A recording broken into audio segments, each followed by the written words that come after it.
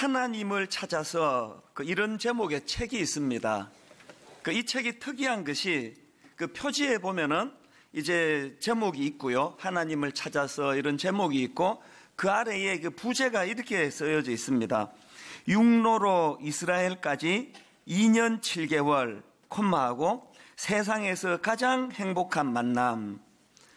그 표지가 이제 설명해 주는 것처럼 이 책은 21살 된 젊은 신학생이 그저 이론에 갇힌 그런 하나님 말고 정말 살아계신 하나님을 만나고 싶다. 그런 갈망하는 그 마음을 가지고 이제 하나님을 만나고자 하는 그 열망을 가지고 이제 육로로 이스라엘까지 여행하는 그 여행기가 담겨져 있는 내용입니다. 저는 책 내용도 내용이지만 이 나이 어린 그 신학생이 그렇게 하나님을 찾고자 갈망하는 그 마음, 참 귀한 거 아닙니까? 그 책에 보면은 이제 어느 지역에선가 자기가 이제 꼼꼼하게 여행 계획을 다 세워놓은 그 노트를 이제 분실하는 거예요. 그래서 이제 망연자실하고 또 여행하는 과정에서 그때 자기가 계획한 이 모든 걸 다 잃어버린 게 이게 오히려 하나님께서 원하시는 일이다. 그래서 전적으로 하나님만 의지하면서 가기를 원하신다. 이런 깨달음들을 쭉 피력해 놓은 책인데요. 저는 이 21살 이 젊은 그 신학도의 그 애틋한 마음을 보면서 잠언 8장 17절 말씀이 생각이 났습니다. 나를 사랑하는 자들이 나의 사랑을 입으며 그 다음 보십시오. 나를 간절히 찾는 자가 나를 만날 것이니라. 이 시편 저자처럼 더 갈급하게 더 갈망하며 그 21살 된 어린 그 신학도가 그렇게 열정적으로 하나님을 찾기에 갈급했던 것처럼 이 하나님을 찾기에 갈급한 마음, 이 마음이 오늘 이 시대 하나님에게 필요한 마음이라고 생각을 합니다. 저는 오늘 본문 호세아 6장을 이런 각도로 살펴보려고 하는데요. 이 호세아 6장 1절 말씀은 너무너무 유명한 말씀 아닙니까? 오라 우리가 여호와께로 돌아가자. 여호와께서 우리를 찢으셨으나 도로 낫게 하실 것이요 우리를 치셨으나 싸매어 주실 것입니다.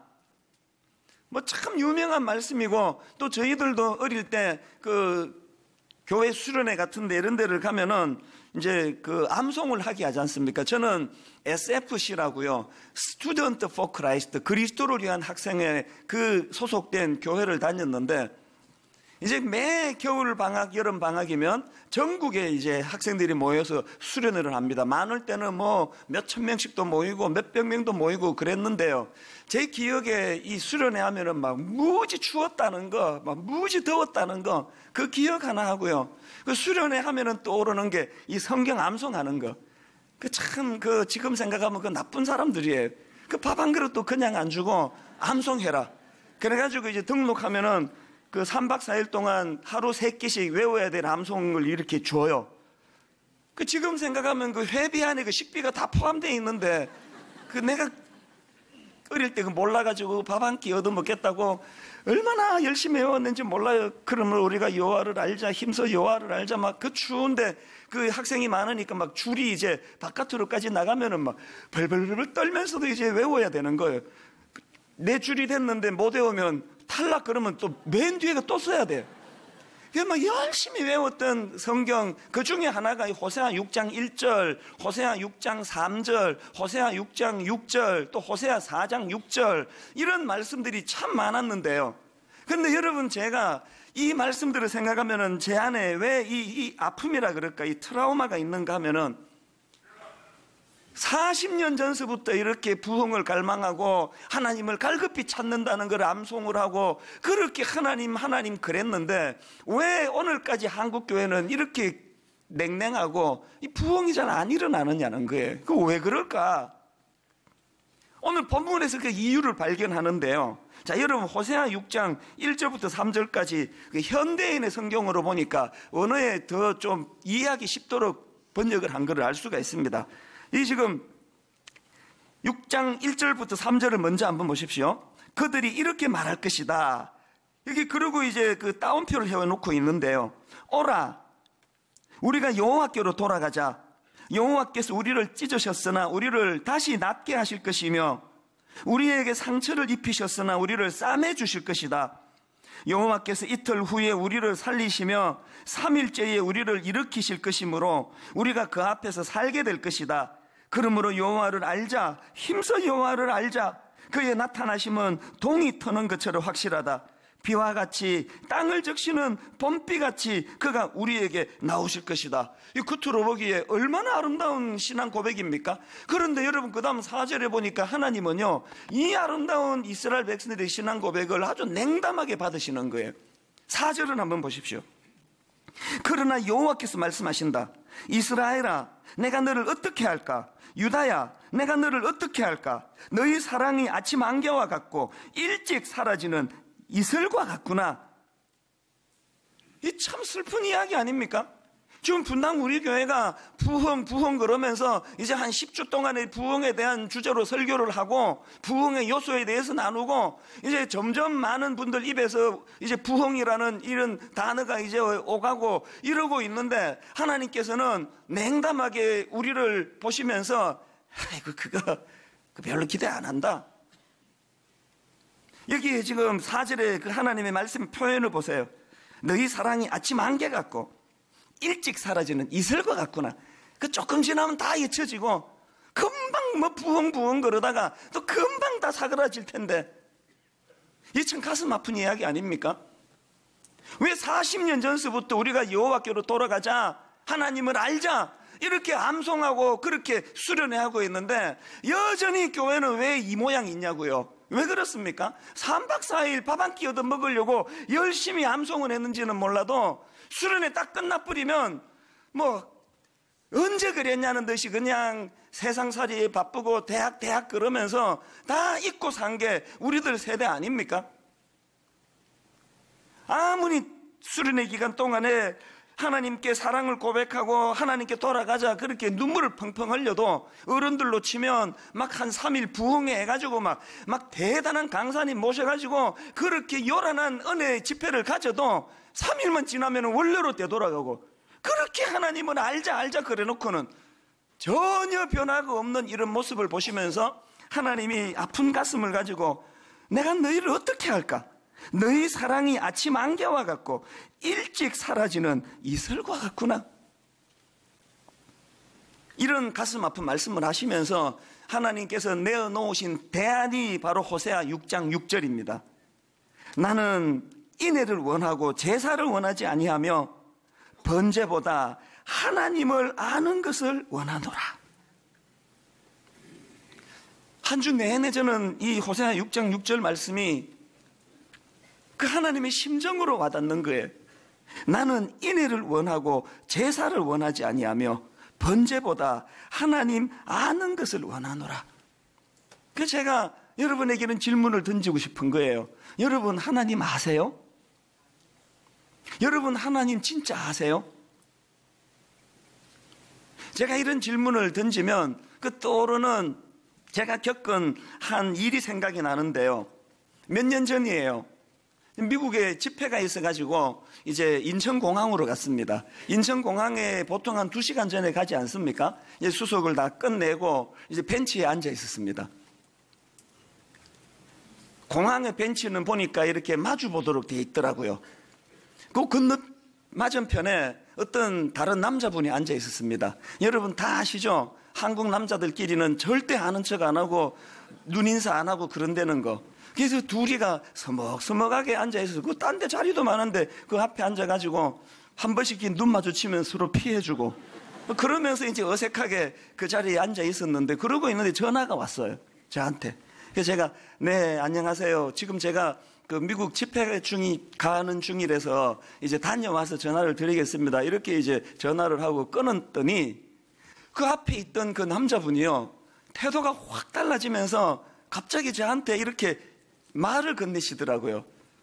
혹시 이찬수 목사님이세요? 그래서 제가 네.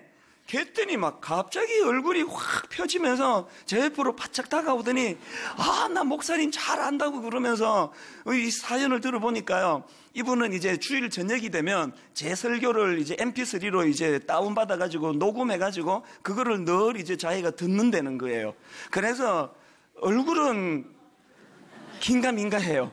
근데 이제 목소리는 매주마다 듣다가 보니까 딱 알아보는 거예요. 그래서 제가 전화로 통화를 하자마자 저를 알아보고는 와, 막 목사님 잘한다 그러면서 저 옆에 오더니요, 막 가방에서 서류를 꺼내서 보여주시면서 아, 목사님 내가 이런 중요한 일 때문에 지금 외국에 나가는데 막 기도해 달라고 막 서류를 보여주고 막 갑자기 태도가 확 달라졌어요. 막 자꾸 이제 기도해 달라는 게 좀 미안했는지 이분이 계속 반복하는 말이 아, 나 목사님 잘합니다. 목사님 잘합니다. 목사님 잘합니다. 막 계속 그 얘기를 반복하는데 내가 속으로 그 잘하는데 얼굴도 모르냐? 그 얼굴도 모르는 걸 그 잘한다 그러면 그 좀 그 어폐가 있는 거 아닙니까? 제가 여러분에게 여러분 하나님 잘 아세요? 이렇게 질문을 던지고 왜 공항에서 그 일이 떠오를까요? 상당히 많은 분이 속으로 이렇게 대답했을 거예요. 아, 그럼요. 나 하나님 잘 알지요. 내가 모태신앙인인데 5대째 예수 믿는 집에서 태어났는데 우리 아버지가 장로님이었는데. 다시 묻습니다. 여러분 하나님 잘 아세요? 혹시 여러분이 지금 잘 알고 있다고 생각하는 그 하나님에 대한 지식이 공항에서 만났던 그 남자분이 저 아는 그 정도 아닌가요? 그 남자분이 사실 저를 잘 안다고 해주시는 거 너무 고마운 일이고 그렇게 친밀감을 표하는 건 참 감사하지만요, 그러나 사실 그분이 저에 대해서 아는 게 없습니다. 제가 뭘 할 때 행복한지, 어떤 일에 내가 슬픔을 느끼는지, 요 근래에 내가 어떤 일을 몰두하는지 그분이 저 아무것도 몰라요. 저에 대해서 아는 건 그냥 목소리뿐 아닙니까? 설교 들어서 뭐 몇 가지 지식은 갖고 있겠지만 지금 여러분이 나 모태신앙이라 하나님 잘 압니다 하는 그 알미 그 정도 피상적인 거 아닌가요? 여러분 진짜 하나님 잘 아세요? 하나님은 나는 네가 드리는 번제보다 나 여호와 하나님을 잘 아는 걸 내가 원한다. 하나님은 그것을 원하시는데 사실은 우리가 하나님을 잘 모르는 거예요.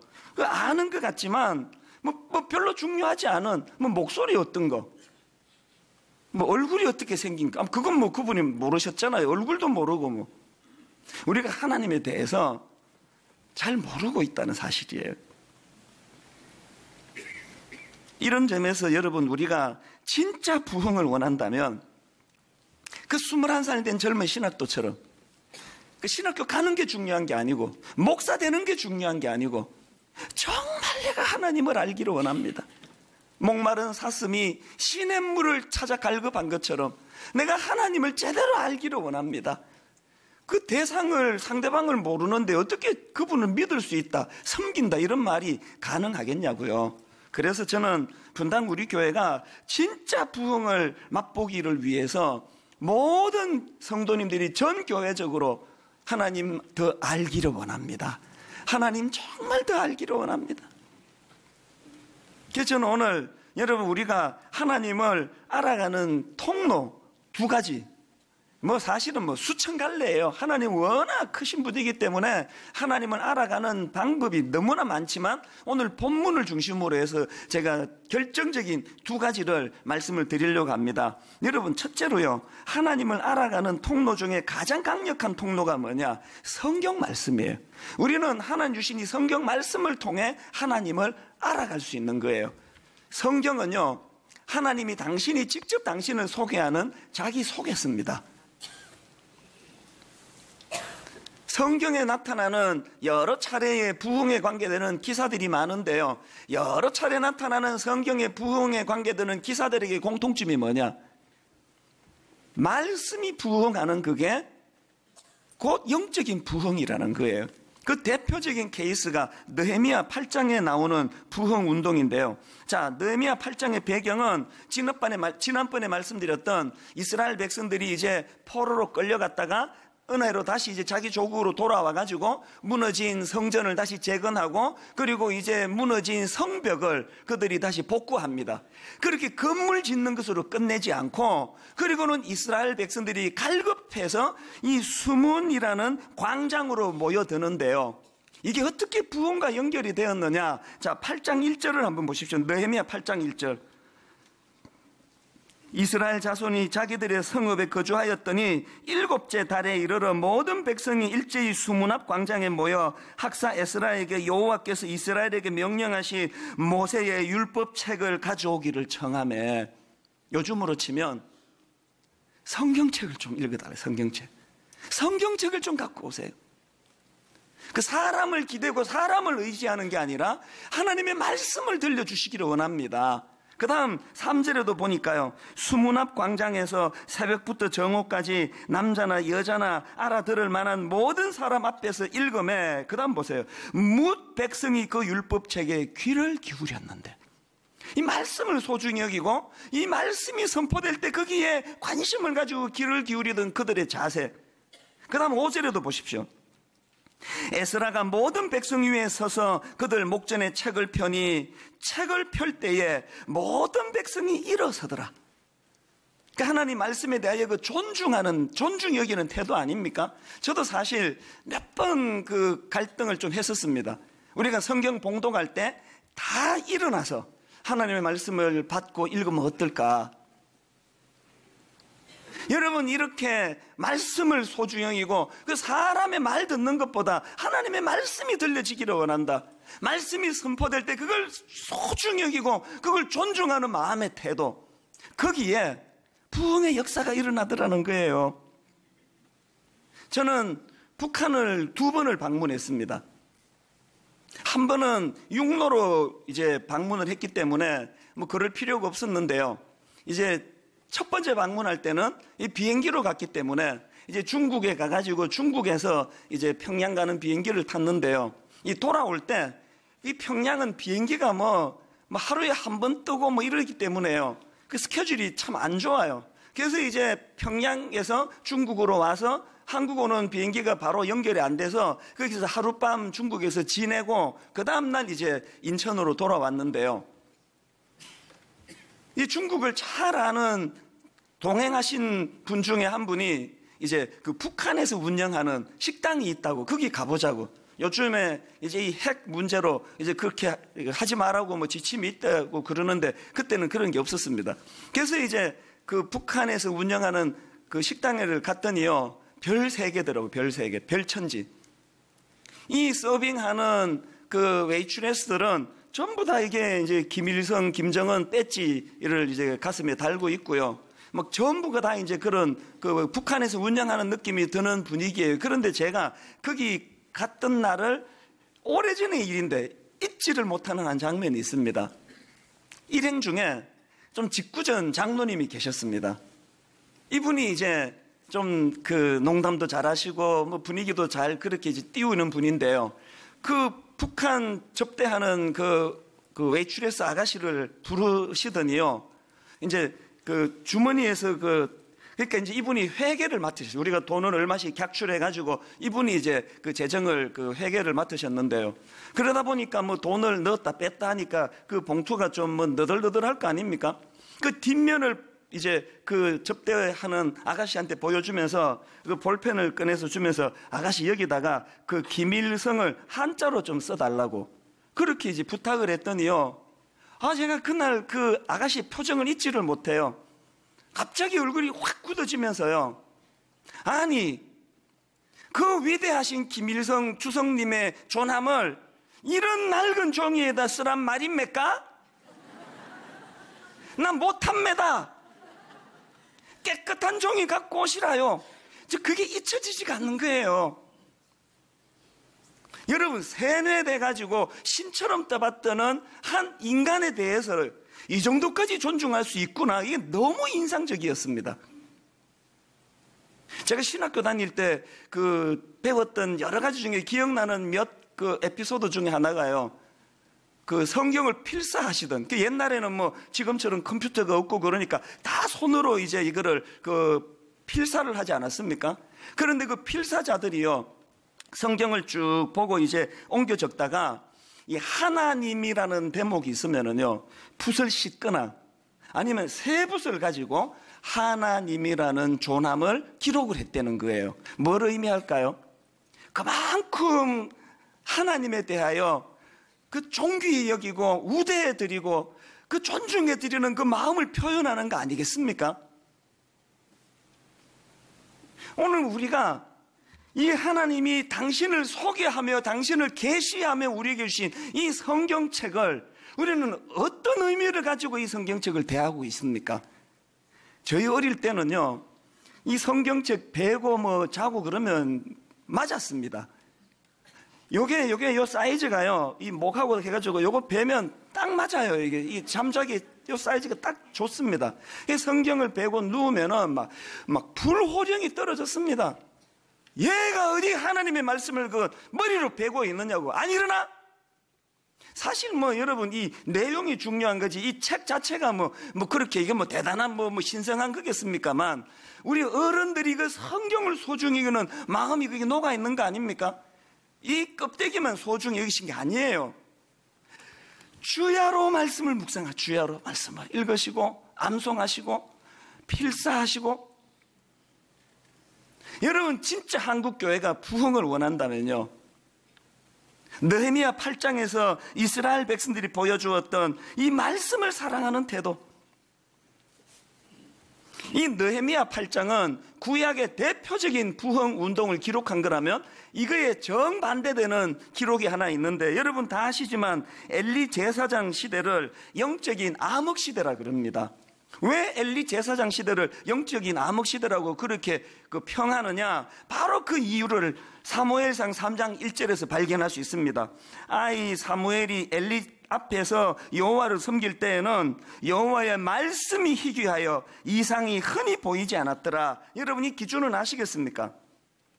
하나님의 말씀이 흥황하고 백성들이 그 인간 지도자의 말보다 나는 하나님의 말씀을 듣기를 원한다, 말씀이 선포될 때 자리에서 일어나고 이렇게 말씀을 소중히 여기는 그 시대는 부흥하는 시대고요, 말씀이 들리지도 않고 들리지 않아도 하나도 불편한 것도 없고 사모하는 마음도 없고 그러면 그 시대는 암흑기인 거예요. 암흑기. 질문, 이 기준으로 봤을 때 분당 우리 교회는 부흥하는 교회입니까? 암흑기에 들어간 교회입니까? 이걸 기준으로 봤을 때 오늘날 한국 교회는 하고 있는 중입니까? 암흑기로 접어들고 있습니까? 이 기준으로 보면 답은 딱 나오는 거 아닙니까? 교회들마다 무슨 사람이 그렇게 중요해가지고 정말 옛날부터 내가 이해가 안 되는 게 뭐냐 하면은요, 무슨 교회 그러면 그 담임 목사 이름을 넣어서 교회를 불러, 이런 거. 그 분당 우리 교회 다녀, 혹은 이찬수 목사님 교회를 다녀. 이게 무슨 제 겁니까 이게? 여러분 교회에서 그 자꾸 대형교회 목사들이 사고를 치고 타락하고 그렇다고 비판은 하지만 그걸 그렇게 만드는 토양이 또 한국 교회 아닙니까? 원래 사람은 그렇게 자꾸 떠받들면 100% 변질되게 돼 있습니다. 그게 인간이에요. 여러분 그렇게 사람 의지하다가 그만큼 당했으면 됐지 또 그렇게 하고 사세요? 이찬수 목사는 좀 달라. 다르기는 개뿔이라 그래서 개뿔. 요새 자꾸 제 머리에 이 개뿔 이 용어가 또 올라가지고 내가 이 저속한 말 안 쓰고 싶은데요, 이 개뿔이 내가 욕하는 게 아니고요, 근데 개를 키워보니까 개는 뿔이 없어요. 그래서 개뿔이에요. 개뿔. 인간 중에는 존경할 사람이 없다, 그게 개뿔이에요. 개한테 뿔이 없는 것처럼 인간은 존경의 대상이 아닙니다. 어떤 인간도 불쌍하고 긍휼히 여길 대상이지 존경의 대상은 없습니다. 느헤미야 8장에서 백성들이 보여줬던 것처럼 자꾸 인간 누구 찾지 말고 말씀을 들려주세요. 사도행전 하면은요, 교회 부흥이 불같이 일어났던, 그래서 막 기도할 때 보면은 초대교회로 돌아가게 하옵소서. 이 교회 부흥의 원형이 사도행전에 나온 초대교회인데요, 놀라운 게 뭐냐, 정작 사도행전에는 그 교회를 부흥했다 이런 표현을 쓰지 않습니다. 대신에 어떤 표현을 쓰느냐, 자 여러분 사도행전 12장 24절을 보십시오. 하나님의 말씀은 흥왕하여 더하더라. 말씀이 흥왕하는 그게 부흥이래요. 이런 맥락에서 여러분 분당 우리 교회 부흥하는 교회 되기 원합니다. 이 말을 다른 말로 하면 말씀을 가까이 하고 말씀을 소중히 하는. 저희 교회가 지금 몇 년 전부터 계속 강조하는 게 뭡니까? 성경 통독하자, 성경 필사하자, 성경 암송하자, 큐티하자, 큐티. 오죽하면은 그 출판사 직원들을 주일날 아예 와가지고 이 정기 구독 좀 받아가라 그러겠습니까? 그래서 여러분, 지난 1월 첫 주부터 2월 요 2달 동안에 이제 교회적으로 신약을 이제 다 뗐습니다. 신약을 다 통독을 했습니다. 여러분 표정이 언제 뗐대? 그 여러분만 빼고 다 뗐습니다. 그래서 이제 3월부터는 구약으로 들어갑니다.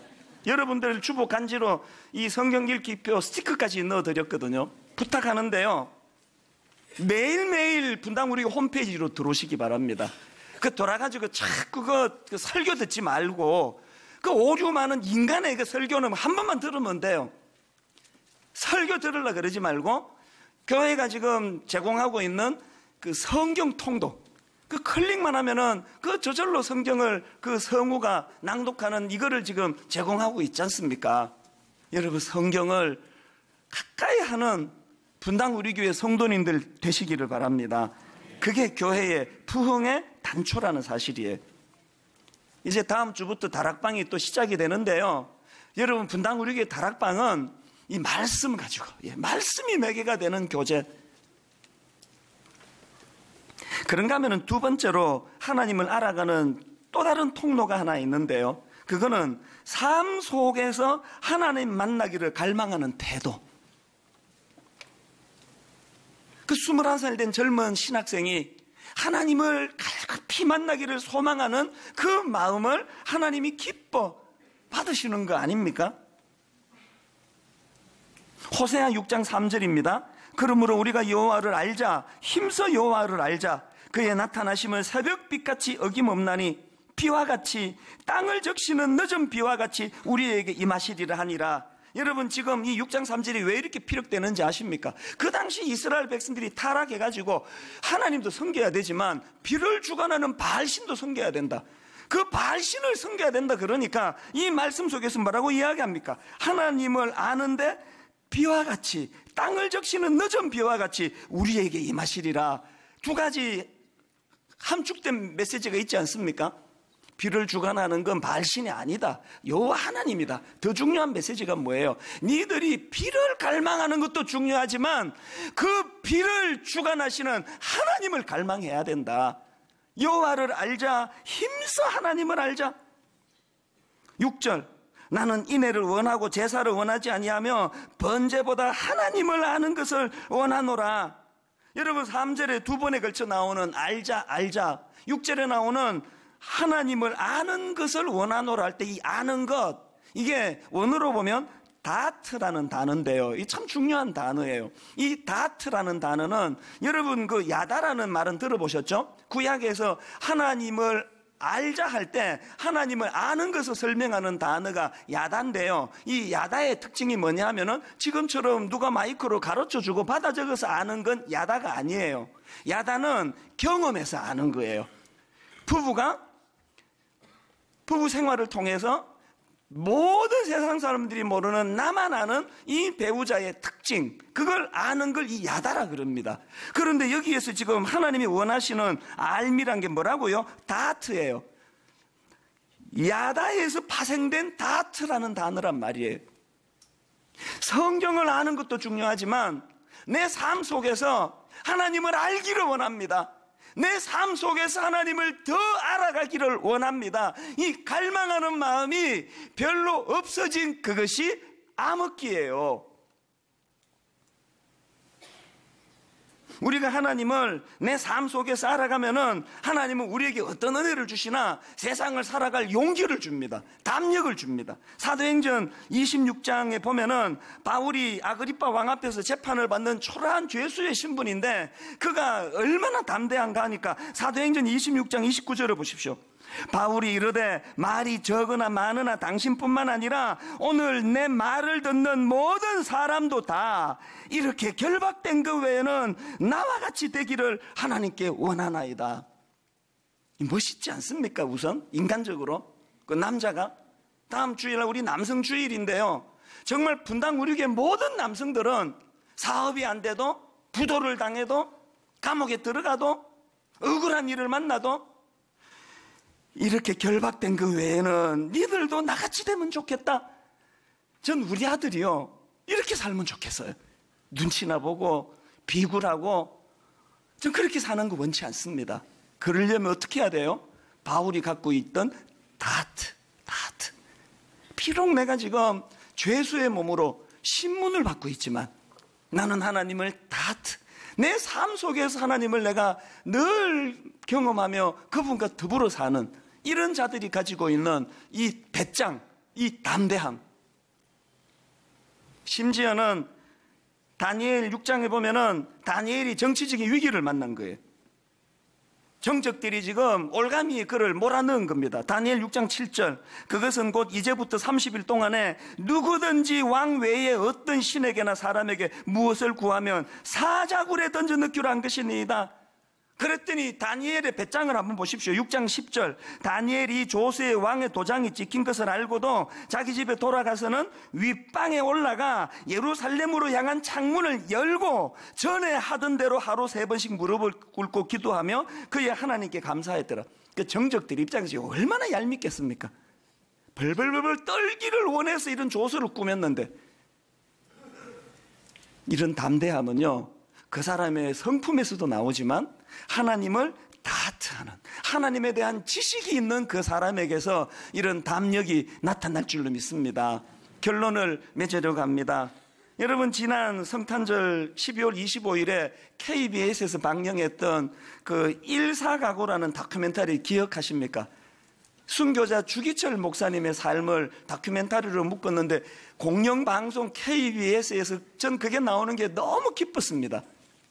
주기철 목사님은 일제강점기 때 신사참배에 반대해가지고 그 끔찍한 고문을 당하고 옥사하신 분인데요. 그때 돌아가실 때 목사님 연세가 46이에요. 여러분, 저는 가끔 제가 56살이라는 게 부끄럽습니다. 46살에 그렇게 꺾이지 않고 하나님 말씀을 가지고 그렇게 순교할 수 있었던 배짱이 어디서 나왔느냐. 그래서 주기철 목사님의 46년의 삶을 딱 한마디로 요약했더니 사자성어로 일사각오. 그 멋있는 표현 아닙니까? 변절하지 않는. 이게 어떻게 가능하다고요? 주기철 목사님이 아는 하나님에 대한 다트. 이제 오늘부터 우리 교회가, 우리 심령이, 우리 가정이 부흥을 갈망하며 하나님을 알아가기로, 하나님을 더 알아가기로 그렇게 갈망하는 저와 여러분 되기를 주님 이름으로 축원합니다. 우리 주 예수 그리스도의 은혜와 하나님 아버지의 다함 없는 사랑과 성령님의 감동, 감화, 위로, 교통 충만하심의 역사가 하나님을 알아가기로 결단하며, 더 알아가기로 결단하며 갈망하며 예배하는 모든 주의 자녀들 머리 위에 지금부터 영원토록 함께 하시기를 간절히 축원하옵나이다. 아멘.